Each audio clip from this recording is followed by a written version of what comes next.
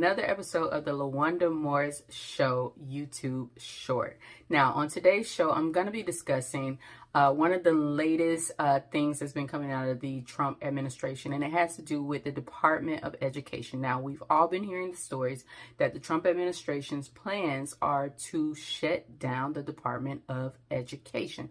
That's right, they plan on privatizing what is currently now known as our public school system. They want to shift to a private school system that is going to continue to enrich his very already rich friends. And so with that, though, what is also happening behind the scenes that might not be getting as much attention as it needs is that the Office of Civil Rights, that is a part of the Department of Education, has been ordered to put a halt or a stop on about 10,000 student complaints regarding things like sexual harassment or rape or discrimination regarding handicap capabilities or accessibilities, things like that. They've put a halt on all of those complaints, real complaints from real students under the Department of Education's Office of Civil Rights Division.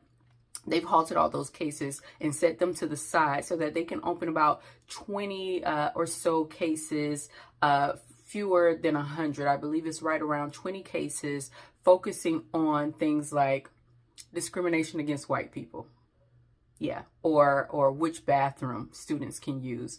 Gender neutral bathrooms, stopping that from happening. So the focus has shifted under this Trump administration. While they're currently trying to shut down the Department of Education, they've also halted the real student complaints that the Office of Civil Rights Division normally oversees from student complaints. And they've replaced all of those with about 20. So there's about 10,000 of those that they've halted. And they replaced those stories, or those cases, those investigations. So they focused their investigation efforts on about 20 cases regarding discrimination against white people.